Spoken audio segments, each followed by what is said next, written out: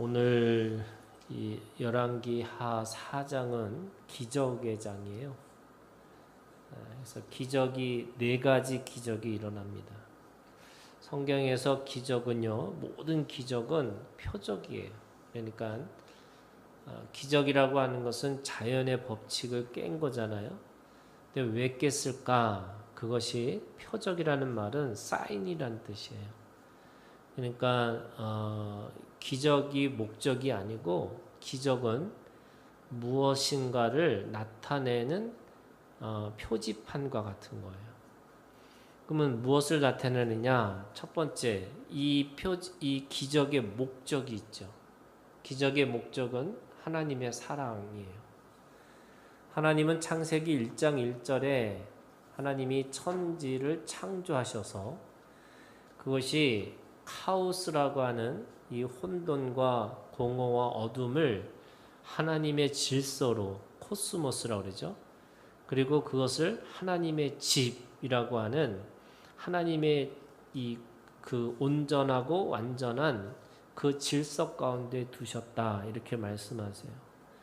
그래서 하나님의 원래 일반적인 이 법칙은 창조 질서의 법칙으로 살아가는 거예요.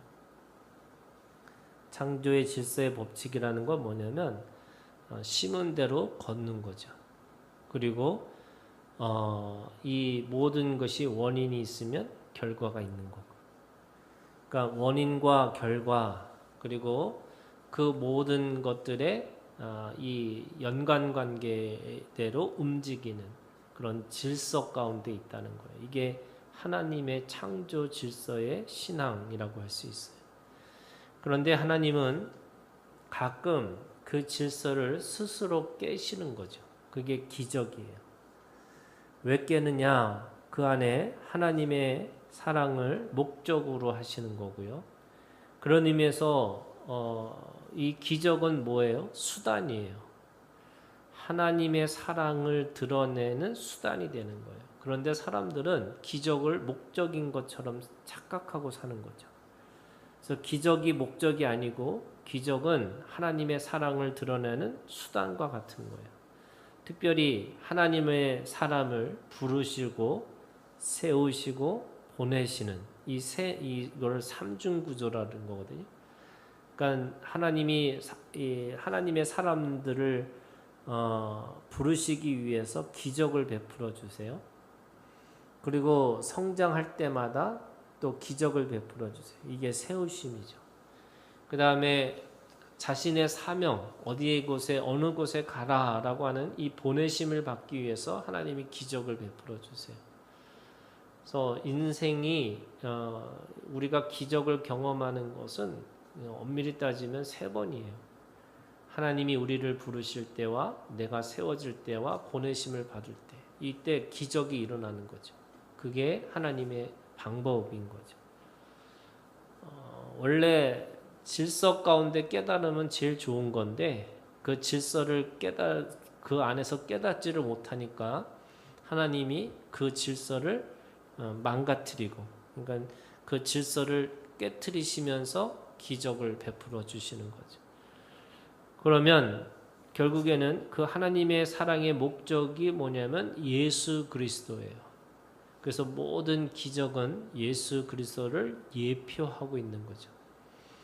예수님의 그 사랑의 높이와 깊이와 너비와 길이를 경험하는 것이 기적과 같은 거예요. 그러면 우리가 1 더하기 1은 2가 되는 거잖아요. 이게 어떻게 보면 자연의 법칙이에요. 이 자연의 법칙을 따라 사는 것이 아니고 1 더하기 1이 2가 되는 게 아니라 4가 되고 또 100이 될 수가 있는 거죠. 그게 기적과 같은 거예요. 오늘 첫 번째 1절에서 7절에는 과부의 기름 기적이 나와요. 오늘 이 과부는 그 엘리사의 제자 중 하나의 사람이었던 것 같아요. 그 남편이. 그리고 그 남편은 여호와를 경외하는 사람이라고 이렇게 불렀어요. 그런데 이 사람들이 하나님의 말씀을 가지고 살다 보니까 가난해진 거예요. 이 자연의 법칙은요, 똑같이 모든 사람에게 비를 내리듯이 똑같이 비가 내리는 것처럼 일을 하는 사람이 없으니까 지금 이 사람은 과부면서 또 어린아이를 데리고 있는 두 아들을 데리고 있는 사람이에요. 그러니까 돈을 벌 수가 없으니까 자연의 법칙을 따라서는 그냥 가난해질 수밖에 없는 거죠. 가난해지니까 당연히 먹고 살다 보니까 빚을 질 수밖에 없어요. 출애굽기 21장 2절에 있는 말씀에 보면 채권자, 이제 그 돈을 빌려준 사람이 채무자가 그거를 그 돈을 갚지 않을 경우에는 6년 동안 그 사람을 종으로 부릴 수 있는 율법의 말씀이 있어요. 그러니까 그 두 아들을 빚을 졌기 때문에 데리고 가서 종살이를 하겠다 이렇게 이야기를 했던 것 같아요. 근데 이 여인은 지금 자신이 너무나 그 억울함과 그냥 뭐 과부이기 때문에 어린아이밖에 없기 때문에 가난해질 수밖에 없음에도 불구하고 지금 이 엘리사에게 이 요청을 합니다. 그런데 그 엘리사를 부를 때 뭐라고 부르냐? 하나님의 사람 이렇게 얘기하는 거죠. 그러니까 그가 이 엘리사를 향해서 하나님의 사람이라고 얘기를 합니다. 그리고 그 하나님의 사람을 향해서 자신의 처지를 이야기를 하니까 엘리사가 내가 너를 위하여 어떻게 하냐? 너 집에 무엇이 있는지 내게 말하라. 그랬더니 계집종의 집에 기름 한 그릇 외에는 아무것도 없나이다. 그랬더니 지금 이 엘리사는 기름을 통해서 그 집안을 다시 회복시켜주고 이 기름을 통해서 다시 기적을 베풀어 주면서 다시 그 집안을 살리는 그런 역사를 베풀고 있는 거죠. 두 번째 이야기는요. 8절부터 37절까지 이 이야기는 굉장히 긴 이야기잖아요.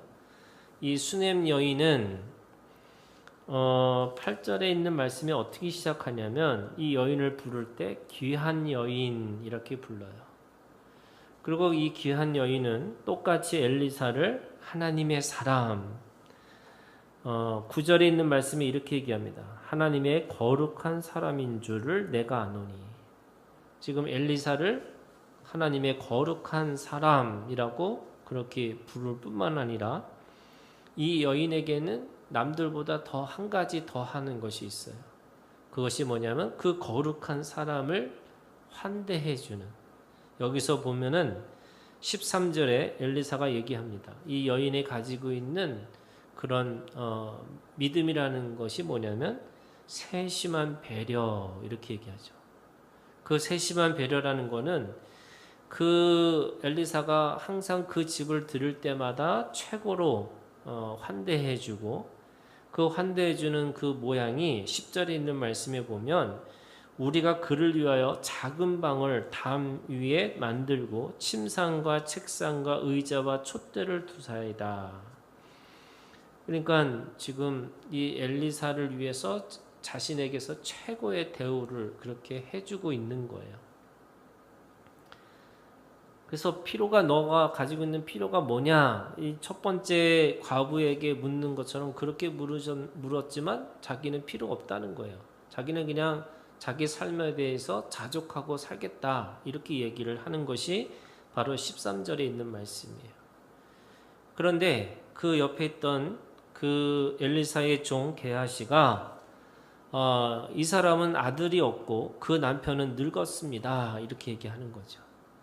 이 아들이 없다라는 말은 그 집안에 더 이상 계대를 이어갈 수 있는 사람이 없다는 뜻이고요. 이 아들이 없다는 말은 그 당시에는 그 집안이 완전히 이 계대가 끊겨서 더 이상 미래에 소망이 없다 이렇게 이야기할 수 있는 거죠. 그랬더니 엘리사가 그 여인에게 다음 해에 올 때는 당신이 아들을 가질 것이다 이렇게 얘기를 하는 거죠.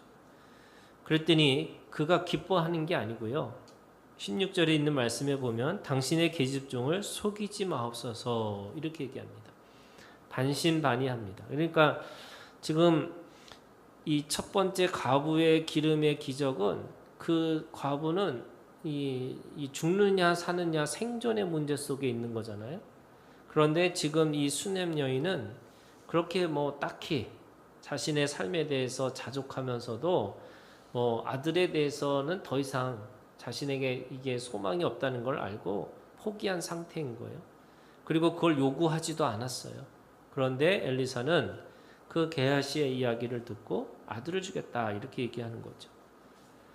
그런데 아들을 낳은 것은 너무나 기쁜 일인데 그 아이가 자라나서 어느 정도 이게 뭐 밭을 나갔다고 해보니까 뭐 어른은 아니지만 그래도 어느 정도의 나이가 된 것 같아요. 그런데 그 아이가 지금 쓰러졌어요. 죽음 가운데 있는 거죠.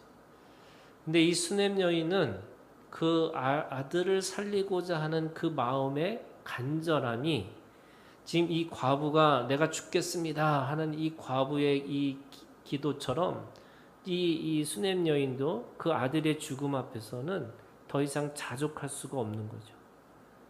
그래서 자신의 이 아들의 죽음 앞에서 엘리야를 찾아갑니다. 근데 그 엘리야를 찾아갈 때 그 믿음이 뭐냐면 이렇게 얘기합니다. 22절에 나귀 한 마리를 내게 보내소서 내가 하나님의 사람에게 달려갔다가 지금 엘리사를 뭐라고 부르냐면 하나님의 사람 이렇게 부르고 있는 거죠. 그리고 그 갈멜산을 향해서 나아갈 때 그 게하시에게는 자신의 마음에 대해서 열지 않아요. 그리고 엘리사를 만나고 나서야 자신의 마음을 얘기하는 거죠. 그리고 그 엘리사는 또 그것에 대해서 아무렇지도 않게 그 게하시를 통해서 지팡이를 갖다 놓으라 이렇게 얘기를 하는 거잖아요. 그런데 그 여인은 그거를 지금 자신의 간절함이 얼마나 크냐면 하나님의 사람이 엘리사가 자기 집에 가야 된다는 거예요. 그게 이 수넴 여인의 믿음이었어요. 그리고 살아나는 일어나는 거죠. 이 수넴 여인이 가지고 있었던 이 귀한 여인, 그것이 환대의 믿음이 있었고 또 그 아들을 살리고자 하는 간절한 그 믿음이 분명하게 있었던 거잖아요. 아들은 선물로 받았어요. 그런데 아들을 살리는 거는 그 수넴 여인의 믿음으로 받은 거죠. 이게 생명은 선물이지만 그 부활은 그것은 그 믿음을 통해서 많이 받을 수 있는 그 말씀의 믿음인 거예요. 그러니까 아들은 이 여인은 마음으로는 있었지만 그걸 말하지 않았는데 그냥 선물로 주신 거고 생명이 돌아온 것은 바로 이 말씀을 끝까지 이 하나님의 사람을 믿고 구했던 거죠. 세 번째 기적은 38절부터 41절에 있는 말씀이에요. 같이 제자들이 모여서 식사를 하려고 하는데 그 식사를 하는 사람들이 먹을 것이 없으니까 들에 가서 이 풀을 뜯어서 먹는 건데 그들이 했던 게 뭐냐면 39절에 있는 말씀에 보면 들호박을 따서 이렇게 됐습니다. 그러니까 들호박을 따가지고 먹으려고 했더니 그것이 독이 있다. 죽음의 독이 있나이다. 이렇게 얘기합니다. 근데 그들도 똑같이 엘리사를 뭘로 불러요? 하나님의 사람이요. 이렇게 부릅니다. 그러니까 이 말씀에 계속해서 반복되고 있는 것 중에 하나가 엘리사를 향해서 하나님의 사람이요. 이 믿음이 있는 거예요. 그리고 그렇게 다시 가루를 넣었더니 그 독이 해독이 돼서 같이 식사를 하는 이야기가 세 번째 이야기입니다.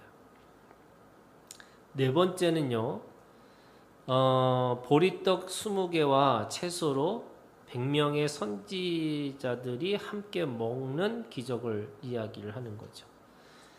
근데 그 떡이 어떤 떡이냐? 이 42절에 이렇게 합니다. 한 사람이 바알 살리새에서부터 와서 처음 만든 떡, 곧 보리떡 20개와 또 자루에 담은 채소를 똑같이 여기도 그러죠. 하나님의 사람에게 드린지라. 그러니까 지금 이 네 가지 기적은 누굴 통해서 일어나는 거예요? 하나님의 사람을 통해서 일어나는 거죠. 그 통해서 그런데 이걸 처음 만든 떡이라는 게 뭐냐면 이 처음 것은 다 하나님의 것으로 이 감사에 드려진 이 떡이에요. 그래서 그걸 먹고자 하는데 그거를 나눴습니다. 이 보리떡 20개 채소라는 것이 한 사람, 두 사람 정도 먹을 수 있는 음식을 100명이 함께 나눠서 먹었다 이렇게 얘기합니다. 근데 그렇게 먹을 때 뭐라고 말씀하시냐면 이렇게 얘기합니다. 엘리사가 43절에 그 사환이 이르되 내가 어찌 이것을 100명에게 주겠나이까 하니 엘리사는 또 이르되 무리에게 주어 먹게 하라 여호와의 말씀이 이렇게 됩니다. 그러니까 여호와의 말씀 그가 그냥 주라고 얘기하신 게 아니라 하나님의 말씀을 가지고 주라는 거예요. 근데 어떻게 줬냐? 그들이 먹고 남으리라 하셨느니라. 그 하나님의 말씀을 가지고 그걸 통해서 나눠주는 것 이렇게 얘기하는 거죠. 그랬더니 뭐가 됐어요? 먹고 남았더라 이렇게 얘기하는 거죠.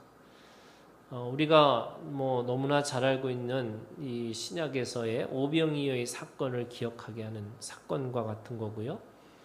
그것이 이 100명이 먹어도 모자르는 떡과 이 채소인데 남았더라 이렇게 얘기를 하는 거죠. 그러니까 이 나눠준 것 속에서 없어지는 게 아니고 남았더라 이렇게 고백하고 있습니다.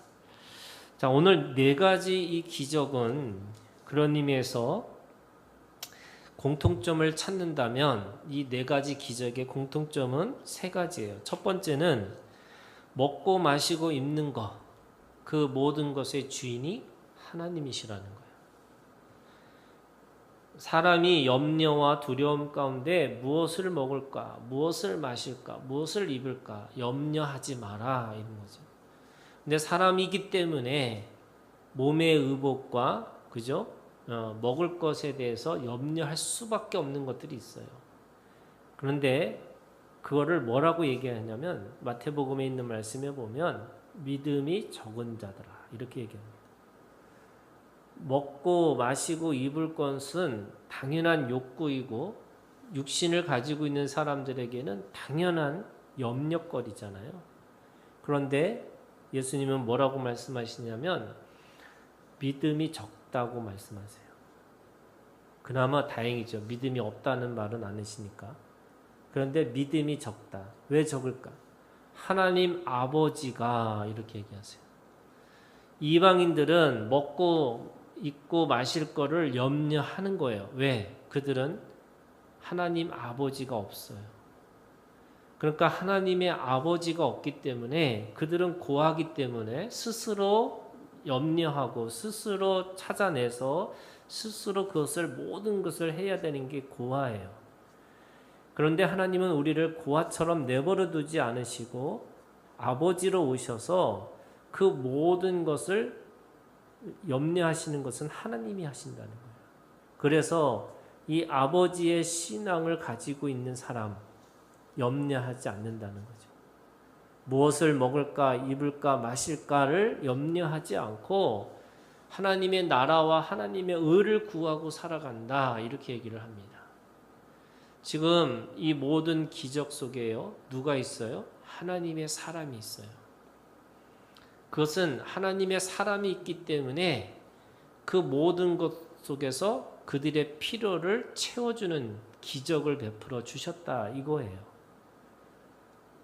하나님의 사람을 통해서만이 다시 말해서 하나님 아버지를 믿는 사람들을 통해서만이 사실은 우리가 그 모든 생명을 먹고 입고 마실 것이라고 하는 그 생명에 대한 염려 없이 살아갈 수 있다 이렇게 말씀하시는 거죠.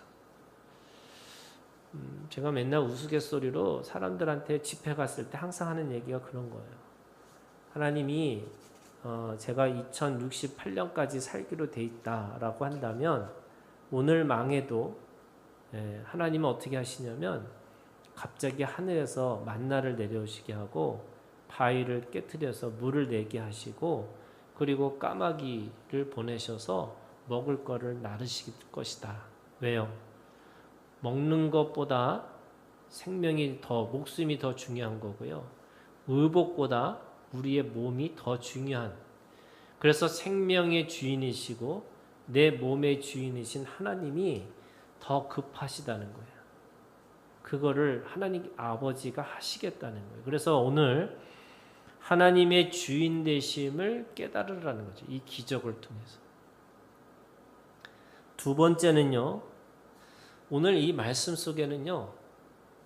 한 사람의 회복이 한 사람의 그 기적이 단순하게 한 사람의 기적으로만 끝나는 게 아니라 점점점 그렇죠? 지금 처음에 시작은 과부로부터 시작해요. 그리고 두 번째는 수냄 여인으로부터 시작하고 그리고 함께 먹는 이 음식을 시작하면서 이제는 같이 모든 사람들이 함께 먹는 것으로 끝나는 이야기예요. 개인에서부터 공동체까지 자라나는 믿음이에요. 하나님은 저는 이제 여러분 하나님은 우리에게 개별적으로 구원의 역사를 베풀어 주세요. 근데 왜 기적을 베푸실까요? 아까 얘기했잖아요. 이 기적의 목적이 뭐예요? 하나님의 사랑이에요. 그런데 하나님의 사랑을 가지고 있는 사람은 어떤 사람이냐? 구약으로 얘기하면 내 이웃을 내 몸처럼 사랑할 수 있는 사람이고 신약으로 얘기하면 예수님이 교회를 사랑했듯이 서로 사랑하는 사람이 됐다는 거예요. 하나님의 기적을 경험한 사람은 어떤 사람이냐면 성공한 사람이 아니라 나눌 수 있는 사람이 된다는 거예요. 그래서 여러분 우리가 세상에 나가서 사람들이 간증을 하잖아요. 내가 병이 났어요. 내가 실패했는데 성공했어요. 그러면 그 병이 낫고 그 실패했다가 다시 부자가 된 사람들의 삶이 어떤 삶이냐? 누리고 살아가는 사람이 아니라 나누고 사는 사람이 됐다는 거예요. 그래서 오늘 이 기적도 결국에는 개인에서부터 공동체까지 하나님이 자라나라고 얘기하시는 거예요. 그것이 오늘 목적이에요. 그 다음에 세 번째, 이것이 오늘 우리들 속에서 하나님의 가치를 추구하는 거죠. 어떤 거예요? 관계이고 생명이고 공동체를 이루고 살아가는 하나님 나라의 가치를 추구하게 살게 만드시는 거예요. 자, 오늘 말씀의 제목이 뭐냐면요. 모든 이웃에게 그릇을 빌리라 이렇게 해요. 저는 첫 번째 이 과부의 이야기 속에서 이 네 가지 이야기를 이해할 수 있는 키가 있는데 그 네 가지의 기적의 가장 중요한 키가 뭐냐? 바로 모든 이웃에게 그릇을 빌리라라는 거예요. 이 여인은 어떤 사람이었어요? 여러분 과부예요. 그 다음에 어린아이 두 사람을 데리고 있는 사람이에요. 우리는 과부라는 거는 지금과 다른 거예요. 뭐냐면 이 남자 중심의 사회고 노동 중심의 사회이기 때문에 여자는 그냥 필요 없는 존재와 같은 거예요. 그러니까 남편이 없는 사람, 이 사람은 이 남의 일하는 데 가서 그 이삭을 주워서 먹는 사람들이에요. 그런데 그런 사람에게 뭐 하라고 그러냐면요. 그 엘리사가 뭐라고 얘기하냐면 그릇을 빌려오라는 거예요. 누구한테? 이웃에게. 여러분 이웃에게 그릇을 빌릴 사람이 얼마나 될까요? 왜 중요해요 그게? 그 그릇을 빌린 만큼 기름이 내려지는 거잖아요. 내가 10개의 그릇을 빌렸으면 10개의 기름이 채워지는 거예요. 내가 20개의 그릇을 빌리면 20개의 그릇이 내가 이 기름이 채워지는 거예요. 그 사람이 가지고 있는 사람의 관계가 곧 그릇이고 기름의 양이에요. 만약에 이 과부가 자기 먹고 사는 거에 집착하고 자기 먹고 사는 거에 그냥 맨날 그 고민만 하고 살았다면 겨우 옆에 집 한 집밖에 모를 수밖에 없을 거예요. 그릇도 옛날처럼 오늘날처럼 그릇도 막 너무나 넘쳐가지고 막 그릇이 돌아다니는 게 아니고요. 그릇 자체가 식구들대로 있는 거잖아요. 원래 빌릴 수 있는 그릇은 그렇게 많지가 않은 거예요. 그런데 그릇을 어떻게 하느냐? 빌려오는 대로 채워주시겠다는 거예요. 그러니까 이 과부는 사실은 하나님을 경외하는 사람의 남편을 둔 사람이에요. 제가 알기로 왜 엘리사가 그에게 이웃에게 빌려오라 이 말은 다시 말해서 우리가 그 이웃이 자신이 생각했던 자신의 바운드리와 같은 거예요. 오늘 우리가 가지고 있는 믿음이라는 게 뭐냐면요, 여러분. 내가 하나님 앞에 기적도 어떤 기적을 경험하느냐면 어떤 사람은요, 그 옹달샘에서 내 배에서부터 샘이 터지는 건데 샘이 되는 사람이 있고요. 어떤 사람은 시냇가가 되는 사람이 있고요. 어떤 사람은 강이 되고요. 어떤 사람은 바다가 되는 거예요.